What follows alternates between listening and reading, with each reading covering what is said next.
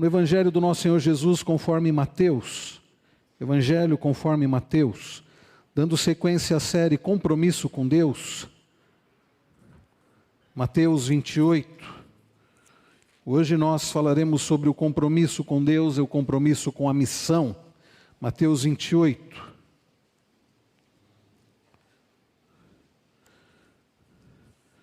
Mateus capítulo 28, um dos textos tão conhecidos das Escrituras. Nós vamos ler dos versos 18 a 20. Um texto muito pregado em conferências missionárias, em programações de missões. Eu creio que é um texto que deve ser não somente considerado em eventos missionários, mas um texto que nós precisamos ler e sermos lembrados da grande missão sempre, constantemente. Mateus 28, a partir do verso 18, peço que você acompanhe com atenção, com fé, com interesse. A palavra do Senhor para a nossa vida é o Senhor Jesus nos dando a ordem, e nós seremos lembrados desta ordem do Senhor Jesus. Jesus, aproximando-se, falou-lhes dizendo: toda autoridade me foi dada no céu e na terra. Ide, portanto, fazei discípulos de todas as nações, batizando-os em nome do Pai, e do Filho e do Espírito Santo, ensinando-os a guardar todas as coisas que vos tenho ordenado. E eis que estou convosco todos os dias, até a consumação dos séculos. Vamos orar mais uma vez. Pai bendito, Pai celestial, mais uma vez pedimos, fala conosco. Não permita que nada nos atrapalhe de ouvir a Tua palavra e de compreendê-la. Lembra o Teu povo, instrua o Teu povo a respeito da grande missão. E não permita que nenhum de nós seja negligente quanto às Tuas ordenanças. Ajuda-nos a viver conforme a Tua vontade para a Tua glória. Fala também, Senhor, ao coração das crianças e de todos nós. Em nome de Jesus oramos gratos. Amém. Bom, você sabe que hoje é dia 21 de novembro. 21 de novembro. Alguns diriam já 21 de novembro. E você sabe o que significa isso? O que significa que já é 21 de novembro? O ano está acabando. 21 de novembro, domingo que vem é 28, depois outro domingo já é 5 de dezembro. Queridos, daqui 40 dias é 31 de dezembro. Daqui 41 dias é 2022, é 1º de janeiro. 40 dias até 31 de dezembro. Bem, ao chegar ao final do ano, muitos dizem assim: puxa, está chegando o final do ano e eu não fiz nem metade do que eu havia me programado. Eu não sei se você, veja, estamos 21 de novembro, eu não sei se você começou aquela dieta que você prometeu ano passado, academia, né, ler, eu não sei se você fez o que você planejou para esse ano. Tá, tem ainda a questão de pandemia e tudo mais. Muitos chegam ao final do ano dizendo assim: eu não fiz nem metade do que eu me programei. Muitos chegam ao final de um dia também dizendo isso, né? Não fiz nem metade do que eu tinha que fazer. Muitos chegam ao final da vida assim também. Mas sabe, queridos, mais sério, mais grave do que você chegar ao final de um dia, ao final de um ano, ao final de uma vida, sem ter feito metade do que você planejou, é você não ter vivido conforme Deus ordenou. É você não fazer, não cumprir a ordem do Senhor. Para nós que já pertencemos a Cristo, há uma ordem, há um comissionamento. E se nós não temos vivido conforme esta ordem, não temos cumprido a missão do Senhor, nós estamos sendo negligentes, nós estamos pecando. E nós não podemos chegar ao final de um ano, ao final da vida, sem viver a vontade do Senhor, o propósito do Senhor, a ordem do Senhor para as nossas vidas. Nesta noite, queridos, nós vamos aprender sobre a grande missão. A grande missão que foi dada por aquele que tem todo o poder, toda a autoridade, a grande missão, que é a missão dele, que ele quer que participemos, batizando, ensinando, fazendo discípulos, e prometendo, e ele mesmo prometendo estar conosco todos os dias. Este é o resumo da mensagem de hoje. Há uma grande missão. É Jesus quem nos comissiona. A missão é dele, podemos ficar tranquilos quanto a isso, ele que tem todo o poder. E ele nos manda fazer discípulos de todas as nações, batizando, ensinando E Ele promete estar conosco sempre.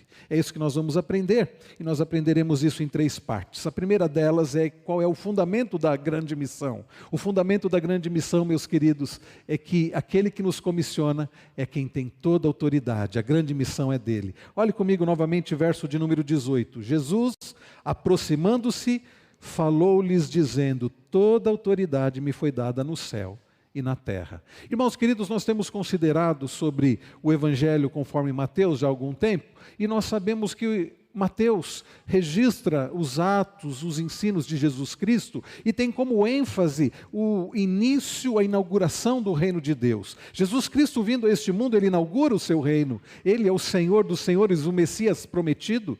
Depois de nós termos passado um grande tempo olhando para os capítulos 5 a 7, o famoso Sermão do Monte, nós começamos a falar sobre o compromisso com Deus. Nós já falamos sobre o compromisso com Deus, que é o compromisso com Cristo. Nós já falamos que o compromisso com Deus é o compromisso com a palavra, o compromisso com Deus é o compromisso com a pregação da palavra, e semana passada nós aprendemos com o reverendo Wilson, através do reverendo Wilson, que o compromisso com Deus tem a ver com perseverança. E hoje, queridos, ao voltar para o Evangelho de Mateus, que nós já temos estudado, nós vemos o nosso Senhor Jesus ao final do seu ministério terreno. Jesus, depois de ter ensinado tantas coisas, depois de ter sido crucificado, morto, e ao terceiro dia ter ressuscitado, conforme você pode ler nos versículos anteriores, Jesus aparece para os seus discípulos. É curioso que, conforme o versículo de número, os versos de número 16 e 17, Jesus, eles seguiram os 11 discípulos para Galiléia, eles seguiram para o monte que Jesus lhes designara, e quando viram, o adoraram, mas alguns duvidaram. Jesus aparece para eles e é curioso que alguns adoram, mas outros duvidam. E Jesus então, queridos, pouco antes dele subir aos céus, dele voltar para o Pai, ele nos dá a grande missão. Ele diz estas palavras benditas: toda autoridade me foi dada no céu e na terra. Queridos irmãos, esta grande missão, ela é dada por Jesus aos seus discípulos. E quando nós dizemos seus discípulos, nós estamos incluídos nisso. Se você pertence a Cristo, esta ordem é para você também. E a primeira coisa que Jesus diz, é curioso, não é façam isso ou façam aquilo. Não, a primeira coisa que Jesus declara é: toda autoridade me foi dada no céu e na terra. Queridos, nós temos que entender a importância de nós sempre termos na mente a grande história da redenção, da bendita pessoa e obra de Jesus Cristo, porque a grande missão tem a ver com Ele, não tem a ver conosco. A grande missão tem a ver com Jesus Cristo, a grande missão é dada por Ele, tem a ver com Ele, e a vitória já é certa, porque Ele é o vencedor. Esta, queridos, grande missão, ela foi dada a Jesus, à sua igreja. Vejam que o Senhor tem um propósito para a sua igreja. E o propósito do Senhor não é que fiquemos vendo o tempo passar, aguardando a bendita volta dEle. Não é apenas vamos nos reunindo domingo após domingo, ouvindo a palavra, aguardando Jesus voltar. O propósito do Senhor, enquanto Ele nos deixa aqui, é o cumprimento da sua grande missão. O pastor norte-americano John MacArthur Jr., ele comenta que a única razão de Deus deixar a igreja na terra é para ela cumprir a missão de anunciar o reino de Deus. É por isso que nós estamos aqui. O apóstolo Paulo diz que partir e estar com Cristo é incomparavelmente melhor. Bem, se nós formos olhar para o que está ao nosso redor, para a vida que levamos, que envolve sofrimento, envolve dor, envolve doença, envolve dissabores, tristezas, problemas. E ao pensar que partir e estar com Cristo é incomparavelmente melhor, logo deve nos vir a seguinte questão: se partir e estar com Cristo é incomparavelmente melhor, por que é que Ele nos deixa ainda aqui? A resposta é: porque Ele tem uma missão para a sua igreja cumprir. Existem ainda os seus escolhidos que precisam ouvir o Evangelho, que precisam ser batizados, que precisam ser ensinados, que precisam ser levados a serem semelhantes a Cristo. E quem é que vai fazer isso? Deus não virá aqui pessoalmente fazer isso. Jesus disse que Ele está conosco, para que nós façamos isso. Deus não vai enviar os anjos para fazerem isso, para batizarem, para ensinarem, para discipularem. Deus deixou a sua igreja para fazer isso. E se nós, como igreja, não temos feito isso, nós estamos falhando. Se nós estamos falhando na grande missão, nós falhamos em tudo mais.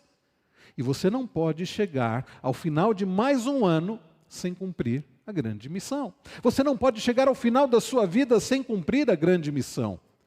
A boa notícia, queridos, é que quem comissiona é aquele que tem todo o poder. Essa é a base da missão. Queridos, o comentarista bíblico, o teólogo Michael Horton, ele escreveu um livro chamado A Grande Comissão, e eu estudei muito, e muito do que eu vou falar aqui é baseado no que Michael Horton escreveu, um excelente livro sobre este texto que acabamos de ler. E o Michael Horton diz, derivado da língua dos campos de batalha, o termo evangelion, que é evangelho, significa boa notícia. E ele diz, a boa notícia de vitória militar, notícia levada à sede por um arauto ou um embaixador. Isto é evangelho. Evangelho é a boa notícia de vitória, de conquista. Mas que vitória é essa? A vitória do Senhor Jesus. Quando nós olhamos alguns versículos anteriores, nós lemos, queridos, acerca da ressurreição de Jesus. Ele venceu a morte, ele cumpriu tudo que ele deveria cumprir. Ele veio ao mundo, ele viveu de forma santa, perfeita, ele cumpriu toda a lei do Pai em nosso lugar, porque nenhum de nós consegue cumprir. Ele levou sobre si a culpa dos nossos pecados na cruz do Calvário, ele verteu seu precioso sangue para nos purificar pecados, e ao terceiro dia, ele ressuscitou dos mortos, vencendo a morte, nos garantindo a ressurreição no último dia. Queridos irmãos, Jesus tendo completado esta sua obra, esta obra que ele veio fazer aqui, ele então dá a grande missão. A nossa motivação, então a grande missão, a grande comissão começa não com um imperativo, não com um plano, não com uma estratégia para a nossa vitória no mundo, mas com o anúncio de que Cristo venceu o pecado, de que Cristo venceu a morte. Então fique tranquilo, porque a grande missão, a grande comissão, não tem a ver com você conseguir chegar lá, não tem a ver com você merecer, não tem a ver com você conseguir cumprir o que Deus está dizendo, não tem a ver com você conseguir converter pessoas, não tem a ver com depender de você, nada depende de nós, tudo depende dele. A grande missão foi dada por Jesus, aquele que tem toda a autoridade, todo o poder, aquele que é o Rei dos Reis, Senhor dos Senhores, aquele que, conforme João escreveu no seu Evangelho, capítulo 1, era o Verbo e que estava com Deus e era o próprio Deus, aquele, queridos, que todas as coisas foram feitas por intermédio dele, e sem ele nada do que foi feito se fez. Aquele pelo qual as pessoas puderam ver a glória do unigênito do Pai. Aquele que Paulo, escrevendo aos Colossenses, diz que habita toda a plenitude da divindade. Ele, queridos, que é o próprio Deus, o Todo-Poderoso.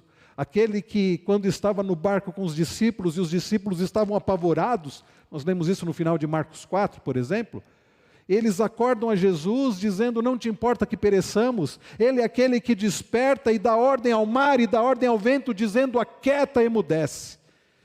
E o mais impressionante não é isso. O mais impressionante é que a natureza obedece. E no mesmo instante, diz a Bíblia, que o mar e o vento se aquietaram. A ponto dos discípulos, agora cheios de temor, um medo santificado, olharem um para o outro, uns para os outros e dizerem, quem é este que até o vento e o mar lhe obedecem? Sim, é este que tem toda a autoridade e tem todo o poder.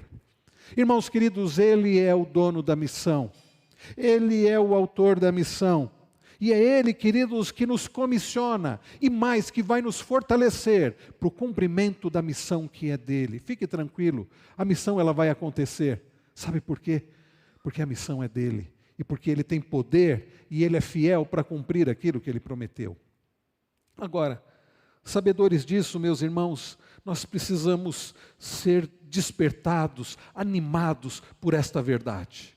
Eu me lembro, eu já disse isso aqui, quando adolescente, me desanimava muito ouvir mensagens em eventos, por exemplo, evangelísticos e missionários, onde os pregadores diziam, olha, depende de você, se você não pregar o evangelho, as pessoas não serão salvas. Eu me lembro certa feita um pregador expondo Mateus 24, 14, é o texto que diz que o evangelho será pregado, o evangelho do reino será pregado por toda a terra, para todas as nações, e então virá o fim. O evangelho será pregado, todas as terras, todas as nações, e então virá o fim. E o pregador dizia assim, Jesus não virá enquanto o evangelho do reino não for pregado em todos os lugares. Jesus está aguardando o evangelho ser pregado. E se você não tem pregado o evangelho, se você não tem ganhado almas, se você não tem feito discípulos, Jesus não vai voltar. E eu me lembro de ficar pensando, Jesus, imaginando, né? Jesus no céu, Jesus olhando para cá, só aguardando. Será que eles vão pregar? Quando que eles vão pregar? Eu preciso voltar. Eu estou dependendo deles. Bobagem. Esse tipo de mensagem me desanimava, queridos, porque eu olhava para mim mesmo e via que eu era incapaz. E quando perguntavam assim, quantas pessoas você já levou para Cristo? E alguns diziam, levei tantas, cheios de soberba e orgulho. E eu me desanimava ainda mais porque eu percebia que eu não tinha condições de fazer coisa alguma. Mas sabe, queridos, Mateus 24, Jesus não fala que quando o evangelho for pregado por todas as partes, essa terra virá ao fim. Diz que o evangelho será pregado em todas as partes e então virá ao fim. Ali, meus irmãos, é uma profecia já dizendo o que vai acontecer, é uma profecia, e toda profecia tem esse caráter de preditiva. E Jesus, então, está dizendo o que vai acontecer. Agora, você vai fazer parte disso? Eu não sei. Mas uma coisa é certa, o Senhor vai completar a sua missão. O Senhor vai realizar a sua missão. E Ele vai fazer isso através da sua igreja. A questão é, você faz parte da igreja do Senhor? Eu imagino que por você estar aqui, estar ouvindo essa mensagem, se isso está mexendo com o seu coração, é porque você faz parte da igreja do Senhor. E é porque o Senhor vai usar a sua vida para Ele cumprir a grande missão, a grande comissão.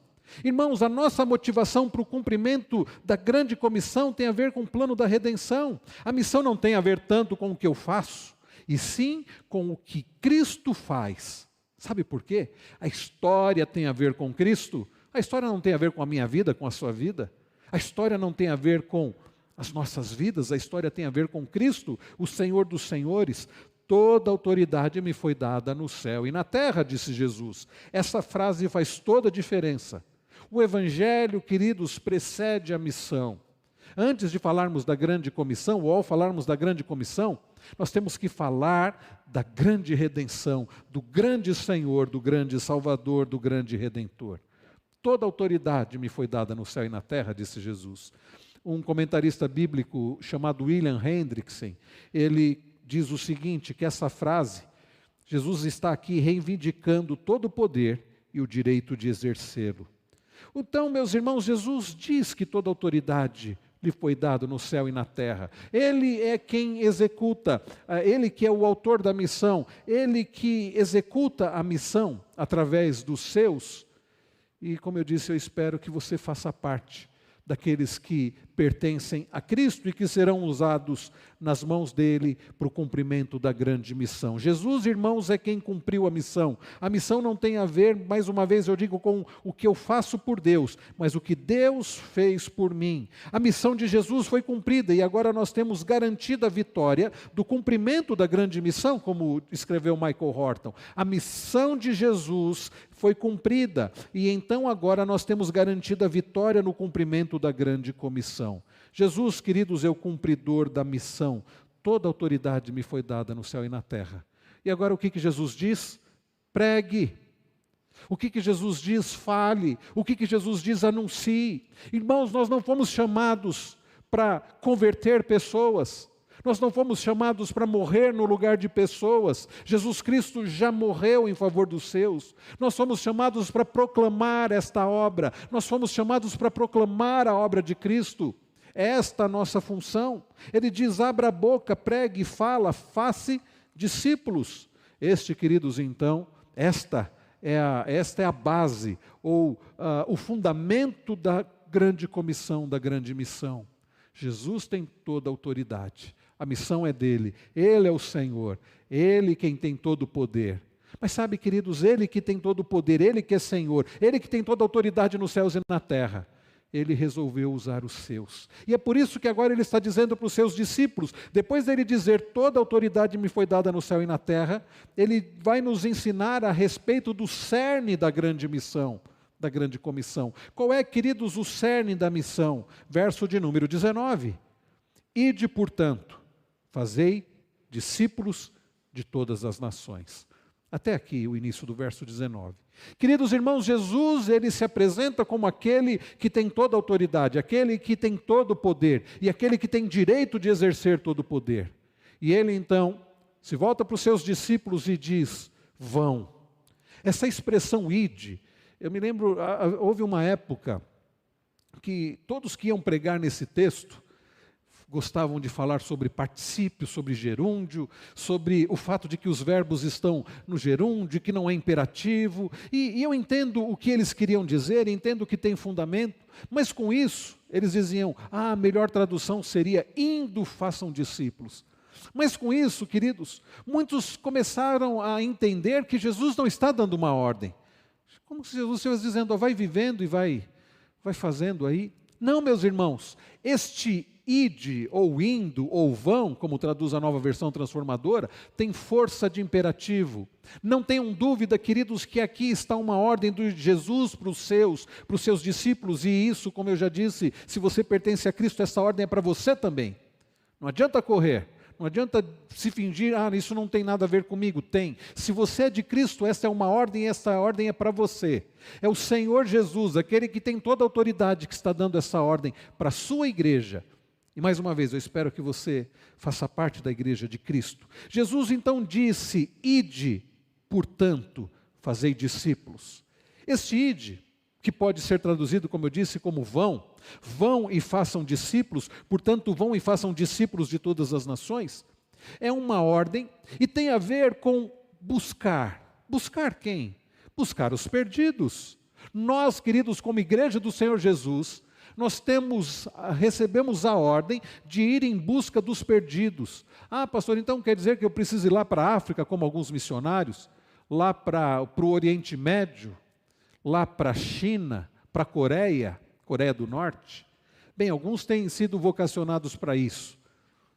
Significa que onde você está, seja no seu trabalho, seja na sua família, seja na sua escola, seja onde Deus te colocar, você deve buscar perdidos.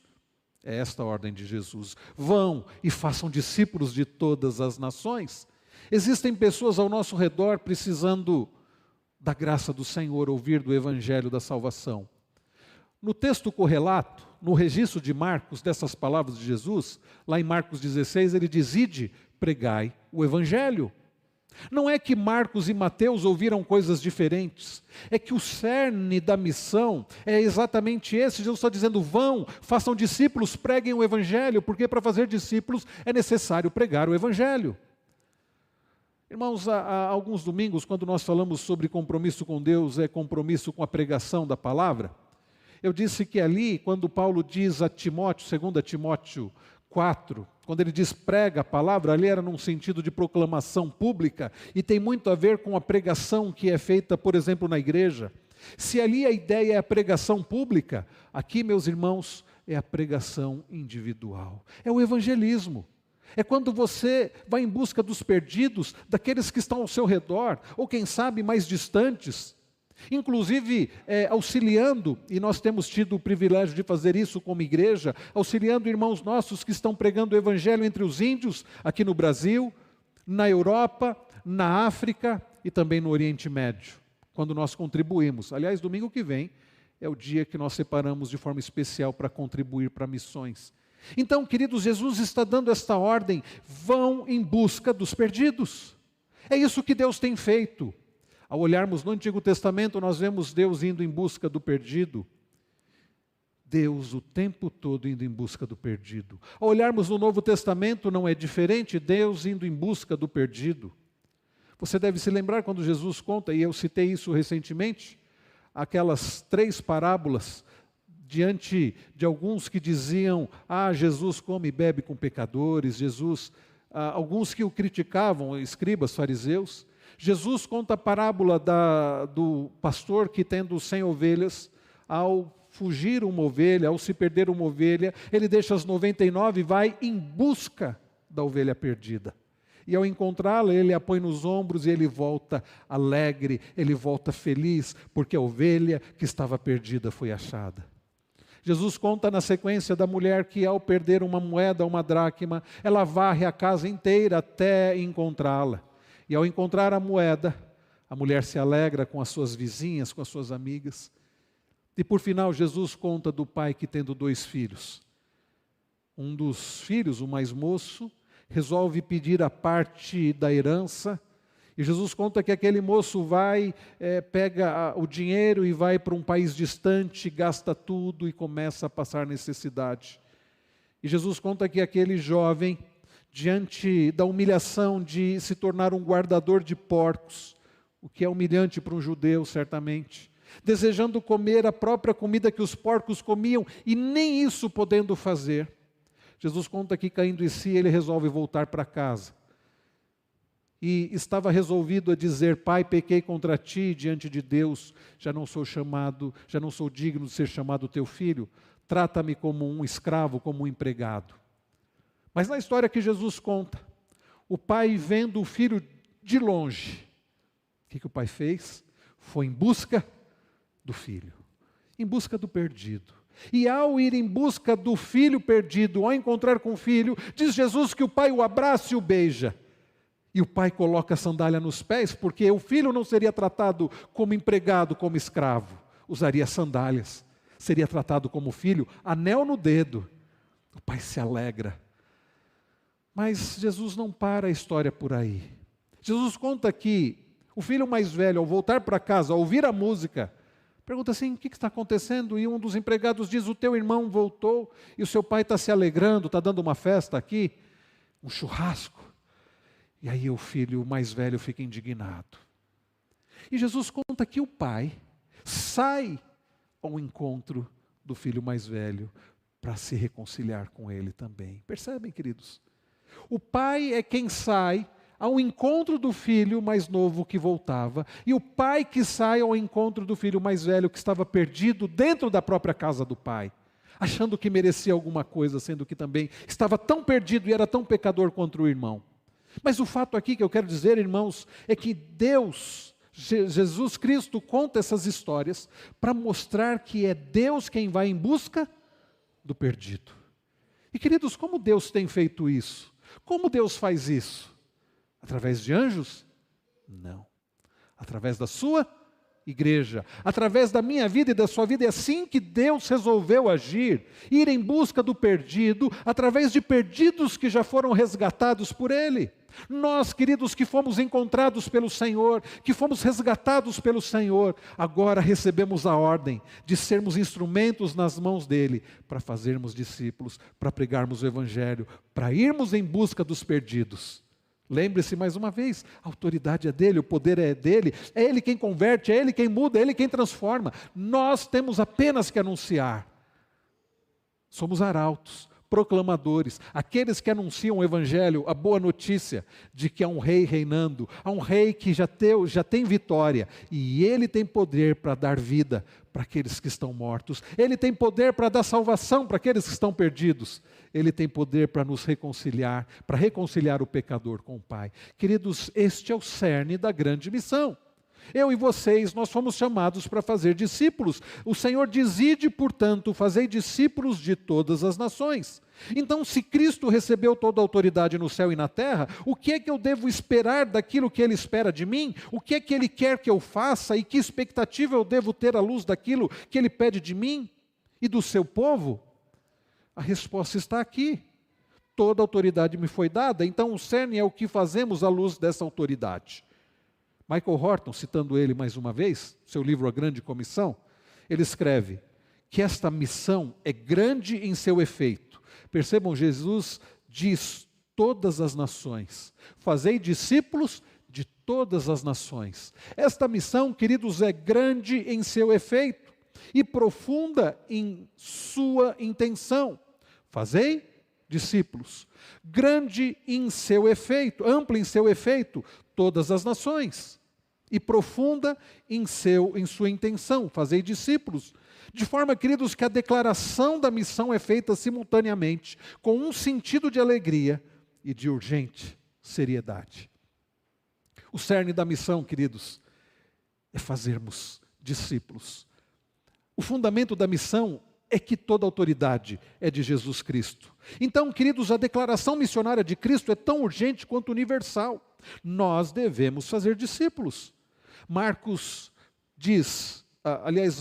registra Jesus dizendo: ide por todo o mundo e pregai o evangelho a toda criatura. Quem crer e for batizado será salvo. Quem, porém, não crer será condenado. Marcos 16, 15 e 16.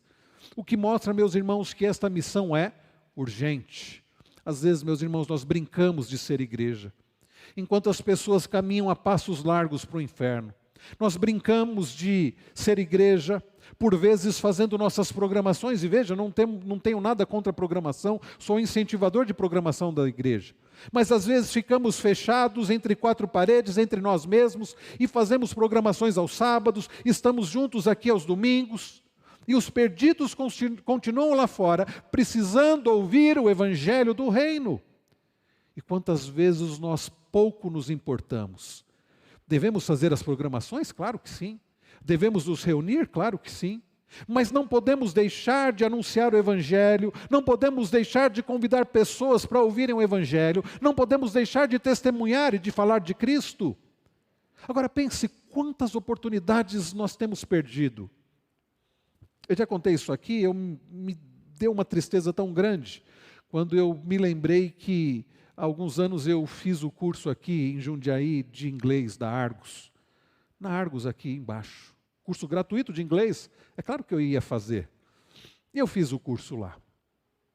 E sabe qual foi a minha tristeza, meus irmãos? Quando depois de ter feito o curso, eu ter lembrado que durante todo aquele curso, eu não testemunhei de Jesus como eu deveria.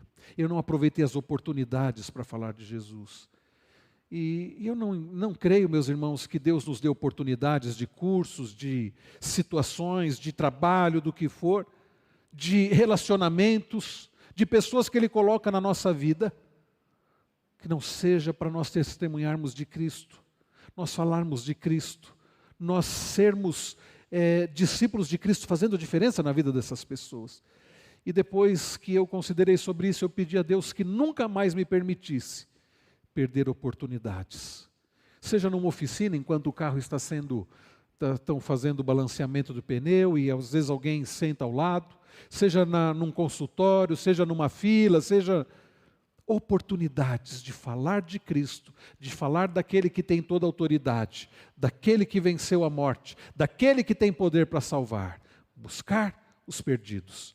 Queridos, nós já aprendemos sobre o fundamento da missão. É Jesus, aquele que tem toda a autoridade. E nós também já aprendemos sobre o cerne da missão, fazer discípulos. Agora, queridos, ao falar sobre o cerne da missão, a pergunta que fica é: como fazer discípulos? Porque é preciso fazer discípulos, é preciso fazer pessoas mais parecidas com Cristo. Como fazer isso? Observe ainda no verso de número 19, diz Jesus: batizando-os em nome do Pai e do Filho e do Espírito Santo. Irmãos queridos, como fazemos discípulos? Jesus responde, batizando-os em nome do Pai, do Filho e do Espírito Santo, e na sequência ele vai dizer, ensinando todas as coisas que vos tenho ordenado, ensinando-os a guardar todas as coisas que vos tenho ordenado. É assim que se faz discípulos. E aí talvez você fique perguntando, mas o que batizar tem a ver com fazer discípulos? Bem, irmãos, é preciso entender o batismo à luz do seu significado e do que ele substituiu. Você deve se lembrar que no Antigo Testamento havia dois sacramentos. Quais eram os dois sacramentos que havia no Antigo Testamento? Um deles era a Páscoa, a celebração da Páscoa. Desde que Deus libertou o seu povo do Egito, desde que Deus mandou o povo, e foi uma ordem muito estranha, certamente, que Moisés deu ao povo, Deus deu ao povo através de Moisés, o povo pegar um animal, imolar aquele animal, e pegar o sangue daquele animal, passar nos umbrais das portas. Deve ter sido uma ordem muito estranha. Eu fico pensando o povo ouvindo isso. Tem que pegar um animal, imolar um animal, preparar a carne daquele animal, com ervas amargas e tudo mais, pegar o sangue daquele animal, aspergir nos umbrais da porta. Mas o povo fez.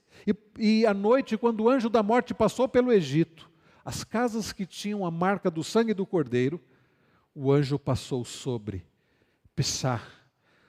Passar sobre é Pessah, que significa que é Páscoa. Então, Deus, a partir dali, deu a ordem para o povo: todos os anos vocês vão pegar um animal e vocês vão imolar esse animal e vocês vão preparar essa carne com ervas amargas para lembrar do sofrimento do Egito, e vocês vão fazer assim, assim, assim, e vocês vão comer com roupa de viagem, para lembrar que o povo precisou se apressar para sair do Egito e tudo mais. E é curioso, interessante pensar que o povo cumpriu essa ordem. Aliás, os judeus têm cumprido essa ordem há muitos e muitos anos. Até hoje eles cumprem essa ordem. Mas Jesus, quando entra em Jerusalém, encontra com seus discípulos no cenáculo, por ocasião da festa da Páscoa, quando o povo celebrava a Páscoa, aquela ordenança, aquele sacramento, Jesus pega o pão, ele parte e diz: este é o meu corpo que é dado por vós, fazei isso em memória de mim. Jesus pega o cálice dizendo: este é o cálice da nova aliança do meu sangue, fazei isso todas as vezes que o beberdes em memória de mim, porque todas as vezes que comerdes este pão e beberdes o cálice, anunciais a morte do Senhor, até que Ele venha. Jesus, queridos, ali estava instituindo a ceia do Senhor, ou a Santa Ceia. Jesus estava substituindo a Páscoa pela ceia. Sabe por quê? Porque a Páscoa só era algo que apontava para o que aconteceria ali, horas depois de Jesus instituir a ceia. Todos aqueles animais imolados, todo aquele sangue derramado não tinha poder para purificar pecados. A Páscoa apenas apontava para uma libertação maior. A libertação maior não foi o povo do Egito, foi o povo de Deus dos seus pecados. Então Jesus, querido, substitui a Páscoa pela Santa Ceia. É por isso que nós cristãos não celebramos a Páscoa. Nós celebramos a ressurreição de Cristo, nós celebramos a ceia do Senhor. Isso nós fazemos todos os meses. E todo domingo nós celebramos a ressurreição no dia do Senhor. Agora, queridos, há um outro sacramento do Antigo Testamento que foi substituído. Você se lembra? No Antigo Testamento, Deus instituiu um pacto com Abraão. Se você se lembra de Gênesis 15, você vai lembrar de um texto, e quem lê pela primeira vez acha muito estranho. Deus escolhe um homem chamado Abraão para fazer através dele um povo. E Deus dá uma ordem, Deus faz o seguinte: Deus pega animais, alguns animais e alguns pássaros, e dos animais Deus parte os animais ao meio, e separa as duas bandas, e Deus diz assim, que para o pacto era necessário passar entre os animais. Mas é curioso, queridos, que Deus faz isso, e Deus passa entre as partes dos animais, através da tocha. Abraão não. Significa que Deus faz um pacto unilateral. Não é que Abraão precisasse cumprir aquele pacto para que esse pacto continuasse, porque Abraão era imperfeito e a sua descendência também é. Quando Deus passa entre os animais, a ideia ali daquele movimento é o seguinte: quem quebrar o pacto, vai acontecer com ele o que aconteceu com esses animais.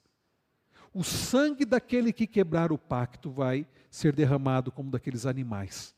É como Deus dizendo o seguinte: se eu quebrar o pacto, o meu sangue será derramado. Se você, Abraão, quebrar o pacto, o meu sangue será derramado. De fato, anos depois, o Cordeiro de Deus, o próprio Deus Jesus Cristo, tem o seu sangue derramado, porque a descendência de Abraão quebrou o pacto. Irmãos queridos, o batismo, Deus instituiu o batismo, aliás, a circuncisão, justamente ao dizer para Abraão que Abraão deveria crer para ser justificado. E Abraão creu e foi justificado, justificação pela fé. E então, após Deus dizer, creia, Deus diz, seja circuncidado. Uma marca sangrenta, é verdade. Todo aquele que fazia parte do povo da aliança no Antigo Testamento tinha que ter a marca da circuncisão. É um selo, um sinal visível de uma graça invisível. Agora, quando Jesus vem, e Jesus é circuncidado para que toda a lei fosse cumprida nele, Jesus institui o batismo. O que é, queridos irmãos, o batismo? Aqueles que estão na classe de catecúmenos, prestem bastante atenção. Vai cair na provinha no dia do exame do conselho. Brincadeira, não tem prova não, mas preste atenção mesmo. Sabe o que significa o batismo? É o sinal, o selo da aliança.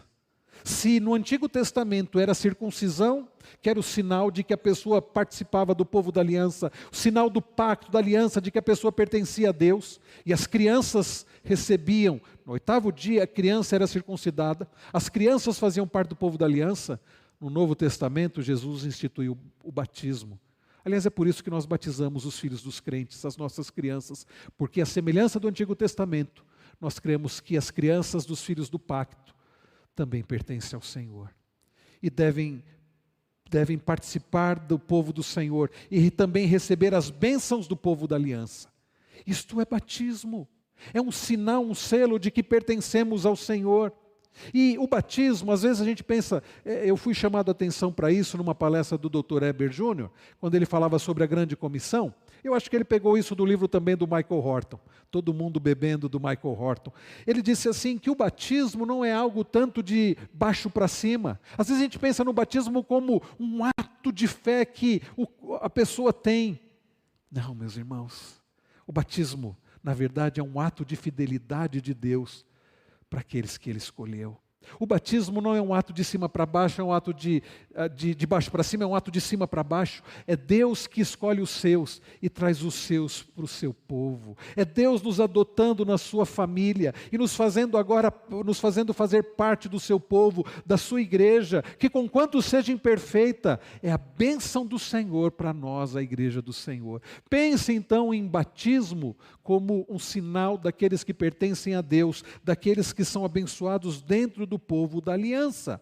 Então, queridos, a base do discipulado é o evangelho através da igreja instituída. Não há discipulado sem a igreja, não há discipulado sem este crescimento no corpo de Cristo. Tem crescido o número daqueles que são chamados de desigrejados. Gente que diz assim, a igreja é cheia de gente hipócrita, cheia de gente falsa, cheia de gente pecadora, e é verdade. E alguém disse, venha, há sempre lugar para mais um. Mas fato é, meus irmãos, que conquanto a igreja seja imperfeita e seja composta de gente imperfeita, pecadora, mas são pecadores remidos pelo sangue do Cordeiro, que tem o Espírito Santo e que Deus dá dons e que um é bênção na vida do outro e ao exercerem os seus dons, a igreja é edificada, porque ela é corpo de Cristo e tem a Cristo como seu cabeça. Irmãos queridos, o discipulado envolve a igreja instituída. Esta é a base do discipulado, o evangelho através da igreja instituída. A igreja é fundamental para o discipulado. Por isso que eu vejo com muita preocupação esse crescimento daqueles que dizem, eu não preciso de igreja, eu posso servir a Deus sem igreja. Isso é muito perigoso, porque quem instituiu a igreja foi aquele que tem toda a autoridade no céu e na terra, foi Jesus Cristo. Então, queridos, o batismo e o discipulado acontecem dentro do contexto da igreja. A igreja é o local onde recebemos a graça de Deus. O batismo é um meio de graça, uma forma de Deus nos abençoar. A ceia do Senhor, que vamos celebrar não domingo que vem, no outro, é também um meio de graça. Deus fortalece, santifica, abençoa a sua igreja, quando a igreja participa da ceia do Senhor. E isto que está acontecendo agora, a pregação da palavra, é um meio de graça. Nós somos instruídos através da palavra do Senhor na pregação, através da comunhão entre irmãos. Isso tudo são meios de graça. Quando Jesus diz, fazei discípulos batizando-os em nome do Pai, do Filho e do Espírito Santo, é isso que Jesus está dizendo. Faça discípulos. Seja igreja e seja bênção na igreja. E evangelize e traga pessoas para que também, como membros do corpo de Cristo, sejam abençoados, sejam edificados, cresçam na graça e no conhecimento de Cristo. Hoje de manhã não estava aqui porque eu estava dando aula lá em Louveira, em nossa congregação. Por isso eu não participei do culto aqui da manhã. Mas agora à tarde eu estava assistindo o culto, pregação do reverendo Wilson. Em dado momento ele diz isso, que Deus tem um plano para a nossa vida. Se você estava aqui ou se você assistiu da sua casa, você vai lembrar.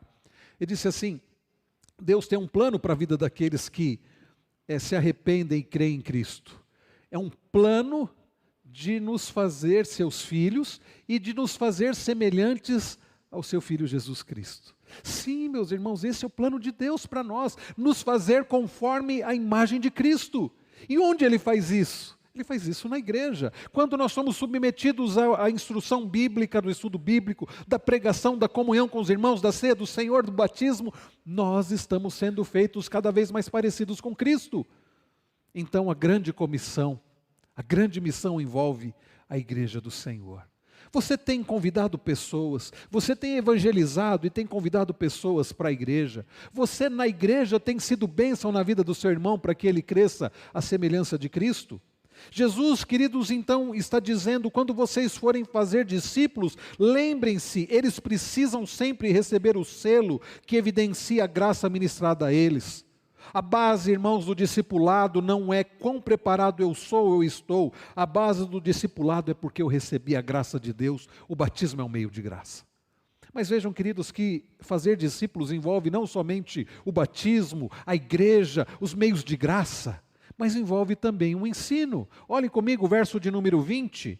Diz Jesus, ensinando-os a guardar todas as coisas que vos tenho ensinado.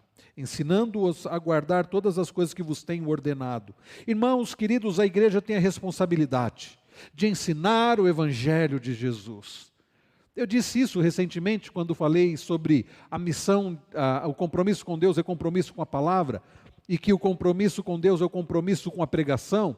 Quando nós olhamos para 2 Timóteo 3, versos 14 a 17, e quando nós olhamos para 2 Timóteo 4, de 1 a 5, ou de 1 a 6, nós vimos, queridos, que a igreja tem a responsabilidade de pregar o evangelho. Jesus diz, ensinando-os a guardar todas as coisas que vos tenho ordenado. O que significa isso? O que devemos ensinar, queridos? Ensinar a palavra, ensinar o evangelho, ensinar não partes da palavra, mas todo o desígnio de Deus. Não é por acaso que nós temos priorizado o ensino na igreja. Não é por acaso que nas nossas reuniões de semana, ou de sábado, ou de domingo, na escola dominical, no culto, o que nós priorizamos é o ensino da palavra, porque esta é a missão da igreja, a pregação da palavra. Irmãos, o discipulado é feito através de pregação. Não há como se tornar um discípulo de Cristo, alguém semelhante a Cristo, sem a palavra. As pessoas precisam ouvir a palavra. O nosso compromisso é com a pregação da palavra. Nós não perdemos tempo com entretenimento, nós não perdemos tempo, queridos, com coisas que podem ofuscar o evangelho. Nós pregamos a palavra. A igreja pode fazer obras assistenciais, e é bom que a igreja faça. É bom que a igreja auxilie aqueles que estão necessitados, sejam nas suas carências materiais, emocionais. É bom que a igreja possa auxiliar. É bom que a igreja possa dar assistência social. É bom que a igreja possa ajudar na tarefa da educação. Aliás, esse é um dos lemas da reforma, onde houvesse uma igreja, havia uma escola. E esse é um dos nossos grandes propósitos como Igreja Presbiteriana de Jundiaí, ter uma escola. O terreno nós já temos. Agora, queridos, assistência social, educação, entretenimento, tudo isso já tem muita gente que faz. Existem ONGs que fazem assistências sociais. Existem escolas para educação. Mais uma vez, não que a igreja não possa fazer assistência social ou educação. O que eu quero dizer é que se a igreja falhar na pregação do evangelho, nós teremos falhado em tudo mais. Façamos assistência social, façamos educação, mas não deixemos nunca de priorizar o que é o papel fundamental da igreja, pregação da palavra, ensinando-os a guardar todas as coisas que vos tenho ordenado. Esta é a missão do Senhor para nós. Ele tem toda a autoridade. Este é o fundamento da missão. Qual é o cerne da missão? Façam discípulos. Como é que nós fazemos discípulos? Batizando, que envolve a igreja, e ensinando todas as coisas, o que envolve o seu discipulado pessoal e também envolve a igreja. Agora, queridos, em último lugar, qual é a esperança da missão? Veja o final do verso de número 20. E eis que estou convosco todos os dias, até a consumação dos séculos. Eis aqui, meus irmãos, a esperança da missão. Você percebeu que o texto da grande comissão começa com uma promessa abençoadora, uma palavra abençoadora, né? Jesus diz: toda autoridade me foi dada no céu e na terra. E termina assim também com uma promessa maravilhosa: e eis que estou convosco todos os dias até a consumação do século. A grande comissão começa e termina com uma promessa. Irmãos queridos, Jesus Cristo promete estar conosco. É curioso porque logo após Jesus falar isso, você sabe o que acontece. O que aconteceu, não sabe? Jesus subiu aos céus. Nós lemos isso, por exemplo, em Atos dos Apóstolos, logo após Jesus comissionar a sua igreja, e Jesus dizer: recebereis poder ao descer sobre vós o Espírito Santo, e sereis minhas testemunhas, tanto em Jerusalém como Judéia e Samaria até os confins da terra. É Jesus repetindo essas palavras aqui da grande comissão. A Bíblia diz lá em Atos 1 que Jesus sobe aos céus. Bem, Jesus disse que estaria conosco todos os dias. Jesus promete aos seus discípulos a sua presença, mas logo em seguida ele sobe aos céus. Bom, você precisa lembrar que era necessário Jesus voltar ao Pai. Era necessário ele completar a sua obra, né, e ser entronizado.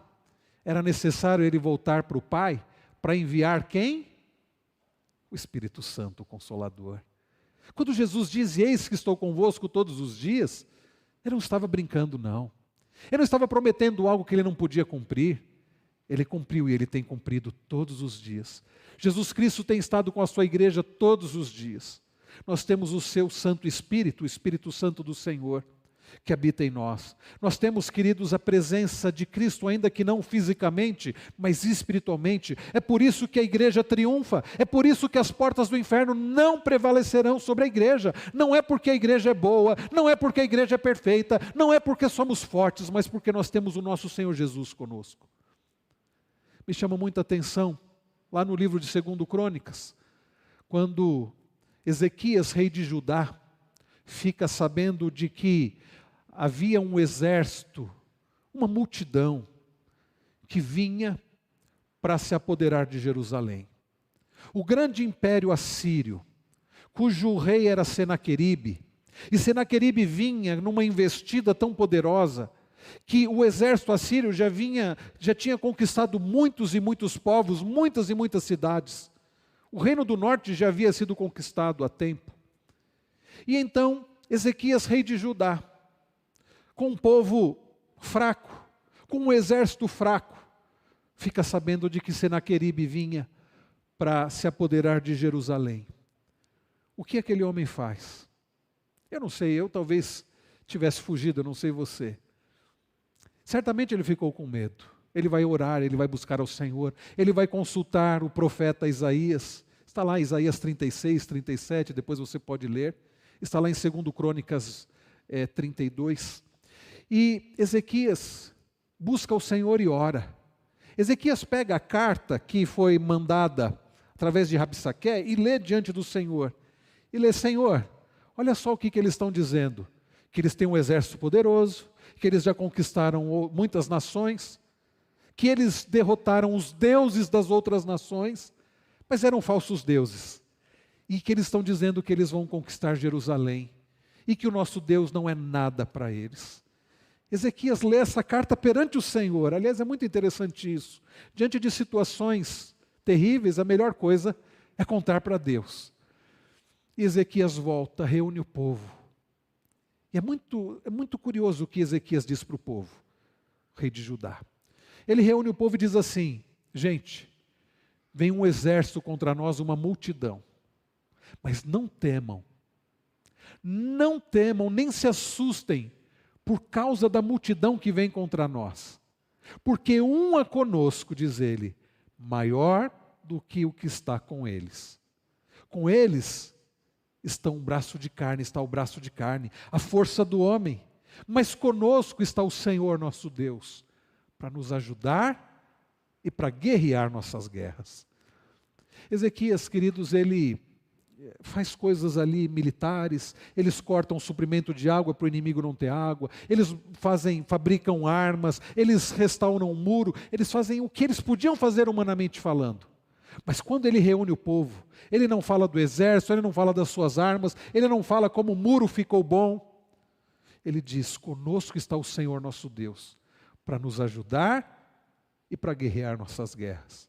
Sabe, queridos, quando eu leio Jesus dizendo: eis que estou convosco todos os dias até a consumação dos séculos, eu lembro das palavras de Ezequias: um é conosco maior do que o está com ele. Com ele está o braço de carne, mas com o Senhor nosso Deus está o Senhor nosso Deus para nos ajudar e guerrear nossas guerras. Irmãos queridos, não é fácil, é verdade. Ser igreja, viver como igreja não é fácil. Jesus ainda não voltou, ele vai voltar, mas e até lá? Às vezes parece que está demorado, não parece? Nós fomos a Santos, como eu compartilhei com os irmãos essa sexta-feira, fui pregar na Conferência da Fé Reformada. Aliás, o tema era comissionados. Adivinha só que texto eu preguei lá na sexta-feira? E na viagem, uma viagem de 2 horas. Bom, mal tínhamos saído de Jundiaí, as crianças já começaram. Está chegando. É por isso que eu não vou para a Disney, viu, meus irmãos? Por isso e por todo o resto. Mas o fato é que, durante a pequena viagem de 2 horas, eu acho que eu ouvi mais de 10 vezes a pergunta: está chegando? Vai demorar? Às vezes a gente age assim também. Está chegando? Vai demorar? Será que Jesus vai demorar? Irmãos queridos, nós não sabemos quando Jesus voltará. Ele prometeu que ele vai voltar. Ele, lá no Evangelho de João, ele conforta os seus discípulos dizendo: não fiquem com o coração atribulado não, creiam em Deus, creiam também em mim. Na casa de meu pai há muitas moradas. Eu vou para junto do meu pai e vou preparar lugar para vocês. E quando eu for e tiver preparado o lugar, eu voltarei para buscar vocês, para que onde eu estou estejais vocês vão estar também. Sabe, meus irmãos, o problema da gente achar que está demorando é que muitas igrejas começam a inventar coisas. Está demorando? Começa a inventar o entretenimento, começa a inventar uma série de coisas. Lembram quando Moisés subiu ao monte para receber a tábua da lei? Bastou Moisés ficar um tempo fora, o povo precisou de uma representação de um Deus. E fizeram um bezerro de ouro. Quando Moisés voltou, tinham feito um bezerro de ouro. A igreja, por vezes, tem feito isso. Jesus subiu aos céus, mas ele disse: eu vou estar com vocês todos os dias. Irmãos queridos, o Senhor nosso Deus está conosco, o Deus de Jacó é o nosso refúgio. Eu, quando leio o Salmo 46, alguns estudiosos dizem que o salmista escreveu esse salmo pensando justamente na história de Senaqueribe e de Ezequias, rei de Judá. Aliás, nós não terminamos a história, né? Ezequias reúne o povo, diz aquelas palavras, e Senaqueribe veio com a sua multidão, com o seu numeroso exército, e Deus destruiu todo o exército. E a Bíblia diz que Ezequias e o povo teve paz por todos os lados. Alguns estudiosos dizem que o Salmo 46 foi escrito baseado nessa história. Quando o salmista diz que Deus está conosco, que ele diz o seguinte, o Salmo de número 46, que o Senhor é nosso refúgio e fortaleza, socorro bem presente na tribulação. Portanto, não temeremos. O Deus de Jacó está conosco. O nosso Deus está conosco. Jesus disse: eis que estou convosco todos os dias. Irmãos, a missão, eu quero dar uma notícia muito ruim para você. A missão, essa missão que Jesus está dizendo aqui, ela é para nós impossível. É triste essa notícia, não é? Para nós ela é impossível, se nós tentarmos realizá-la pela nossa força. Mas há uma ótima notícia, excelente notícia. Toda a autoridade foi dada a Ele. Ele é o dono da missão. E Ele que escolheu usar as nossas vidas para a realização dessa missão, de fazer discípulos dEle, de todas as nações. É Ele quem tem o poder, e é Ele quem vai nos usar. E Ele que vai estar conosco todos os dias, porque a missão é dEle, e a missão é certa, a vitória é garantida, porque Ele já venceu todas as coisas. Feche os seus olhos, vamos orar. Nesta noite, nós somos lembrados pelo Senhor através da sua palavra, que há uma grande missão. E sabe, queridos, nós não podemos viver de forma displicente em relação a essa grande missão, Porque se essa grande missão é do Senhor, é preciso dizer que Ele comissionou os seus discípulos, e nós estamos incluídos nesse grupo. A missão de fazer discípulos. Queridos, quantas pessoas ainda para serem feitas discípulos de Jesus, para a glória dEle, para a salvação de almas. Se a má notícia é que nós não temos esse poder para fazer isso, a boa notícia é que nós fomos lembrados nesta noite, é que Jesus tem todo o poder, Ele tem toda a autoridade, Ele é o Criador de todas as coisas, Ele é o autor da salvação. Então, diante disso, diga: Senhor, perdoa-me se tenho sido negligente. Talvez você tenha que dizer: perdoa-me porque tenho sido negligente. Não tenho cumprido a tua ordem. Não tenho ido em busca dos perdidos. Não tenho testemunhado do Senhor. Não tenho pregado o Evangelho. Não tenho feito discípulos. Diga: Senhor, me ajuda. Eu sei que eu não tenho nenhum poder, mas o Senhor tem todo o poder. Senhor, continua a me encorajar. Ajuda-me a lembrar sempre que o Senhor está comigo, que a missão é do Senhor, o poder é do Senhor, e o Senhor está conosco, com a tua igreja todos os dias, e vai continuar até o fim, até quando o Senhor voltar. E aí o Senhor estará conosco presencialmente. Até lá, não nos deixes desanimar, Senhor.